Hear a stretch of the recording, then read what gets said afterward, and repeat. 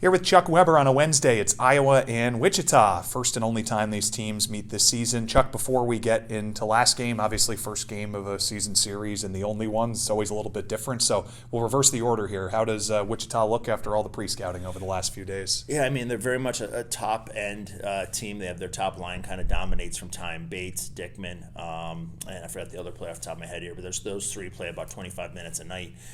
So you got to make sure that you're trying to make them defend, so on and so forth. So pretty good power play.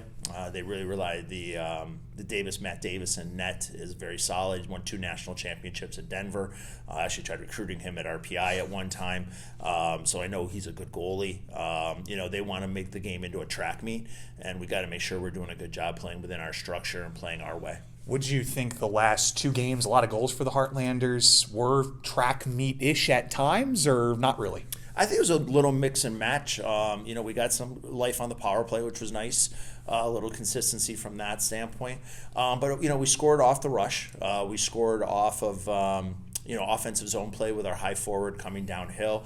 We're able to get some tips, some things around the net as well. So a lot of the stuff we've been preaching, kind of our 5-man execution and how we want to go about it. So some of those ones we've had some chances we haven't scored, we finally scored, and hopefully we can keep that going a little bit. Yeah, to be in a position coming into this game off back-to-back wins, what's the vibe been like for the guys? Winning cures all ills. We've had a sickness going through this team, and all of a sudden, colors are brighter, smells are nicer, sounds are prettier. But we've earned that opportunity, and we have to continue. If we think that Wichita is going to come out and give us anything, we're sorely mistaken. They're a team that's over 500. They're a team that can dominate any night. They're a team that we have to get on their heels early, and like I said earlier, play our way. Yeah, they've won 4 out of their last 5 games coming in.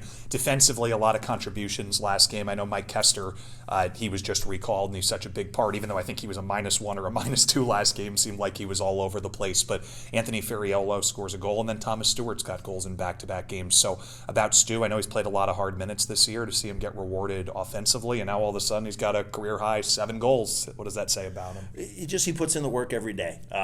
He's a guy earlier this year, we were asking to do probably a little bit too much, and he paid a price for that. We had a few guys in that mold. But he's continued to put the work in, watching video, working at his craft. I think him and Fears have kind of developed into a pretty nice little pair from that standpoint.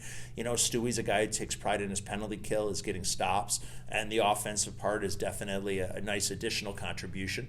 But he takes more pride in the not giving up goals, and really, again, he's been a pro since day one.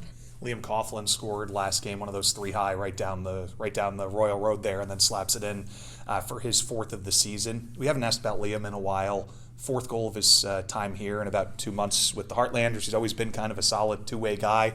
What have you thought about him since we got him right after Thanksgiving? He's been a veteran presence that we've needed. We're a young team. You and I have talked about this. I think we have 12 first-year guys, 4 second-year guys. He's a guy that's been around the block a little bit. He can play up and down your lineup. He's played in a top 6 role left wing. He's usually first or second over the board on the penalty kill. He's done a good job net front on the power play when called upon.